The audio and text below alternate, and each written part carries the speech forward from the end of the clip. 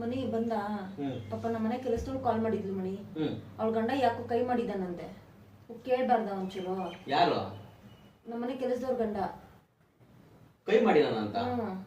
ಅವನ ಹೆಂಡತಿ ಮೇಲೆ ಅವ್ನ್ ಕೈ ಮಾಡಿ ನಾನೇನಂತ ಕೇಳಿದೆ. ಅಲ್ಲ ಪಾಪ ಅವಳು ಇಲ್ಲೇ ಬಂದು ಯಾವಾಗೂ ಕೆಲಸ ಮಾಡ್ತಿರ್ತಾಳಲ್ವ, ಅವು ಕೇಳ್ಬಾರ್ದ ಒಂದ್ಸಲ ಯಾಕೆ ಹೊಡ್ದ ಅಂತ ಬಿಟ್ಟು? ಕೇಳ್ತೀನಿ ಕಣೆ.